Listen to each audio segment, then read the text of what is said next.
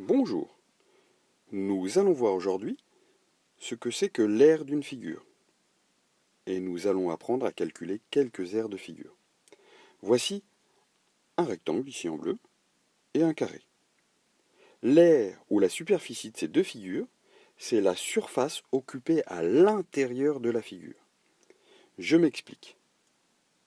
L'aire ici de ce rectangle, c'est toute la partie occupée en jaune que je suis en train de colorer. Donc tout l'intérieur de la figure qui est en jaune. De la même façon, pour le carré, c'est toute la partie en jaune à l'intérieur de la figure. Attention, l'aire de la figure est souvent confondue avec son périmètre. Le périmètre, c'est le tour de la figure, ici en bleu, alors qu'en jaune à l'intérieur, il y a bien l'aire. Nous verrons le périmètre dans une autre vidéo. Nous allons maintenant expliquer comment calculer l'aire d'un rectangle, par exemple. Notre rectangle, ici, a une aire en jaune, mais nous ne savons pas de combien. Nous allons donc diviser ce petit rectangle en ce qu'on appelle des carrés unités. Pour connaître l'aire ou la surface de ce rectangle, il suffit donc de compter tous les petits carrés unités. Alors on peut le faire un à un, bien sûr, mais ça serait un petit peu long. Alors on a appris que si on multipliait la largeur de ce rectangle, qui est de 6 carrés unités, avec la longueur de 12 carrés unités, eh bien, on pouvait compter rapidement tous les carrés qu'il y a à l'intérieur. 6 fois 12 égale 72. Et bien voilà, notre rectangle fait 72 carrés unités en surface. En faisant simplement la largeur fois la longueur. Reprenons la même chose si on veut connaître l'aire de notre carré. On le divise en petits carrés unités, comme tout à l'heure. Ce côté de carré fait 8 carrés unités.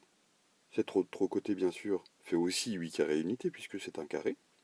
Et cette fois-ci, on ne va pas faire longueur fois largeur, mais côté fois côté. Ça revient au même. 8 fois 8 égale 64 carrés unités. Donc la surface de notre carré est de 64 carrés unités. L'aire est de 64 carrés unités.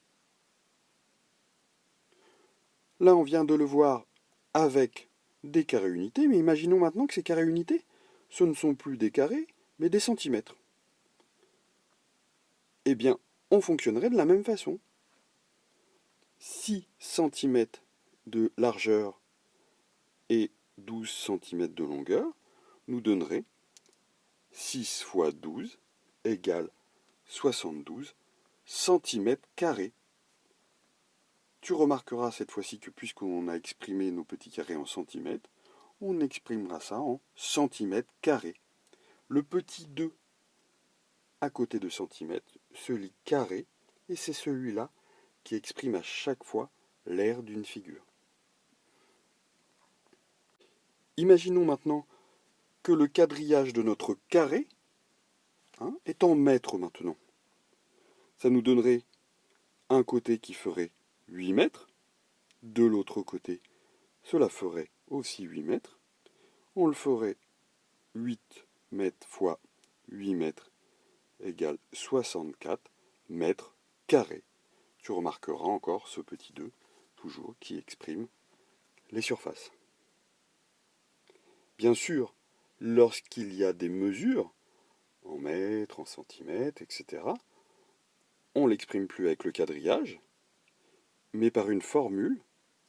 Cette fois-ci, pour le rectangle, on dira longueur fois largeur, et de l'autre côté, pour le carré, côté fois côté. Les unités de mesure les plus utilisées maintenant, on va vite les voir. C'est d'abord le kilomètre carré. On exprime en kilomètres carrés des villes, des forêts, des pays, en un mot, tous les grands espaces. Le mètre carré, lui, est réservé, je dirais, en résumé, à la construction. On a la surface des bâtiments, on a la surface des pièces, des murs, et même d'un terrain. Hein. On demandera à une personne qui veut acheter une maison combien est la surface de ton terrain, et on l'exprimera plutôt en mètres carrés souvent. Et enfin, les centimètres carrés seront eux utilisés dans nos cours de géométrie pour exprimer des mesures, ou dans la réalité pour des petits objets, la surface d'une tablette, hein, tous les petits objets, d'un tapis par exemple, je ne sais pas. Voilà. Tu peux voir ici d'autres vidéos, notamment celle sur le périmètre dont on a parlé. Et n'oublie pas de t'abonner ici et de regarder d'autres vidéos ici. Au revoir.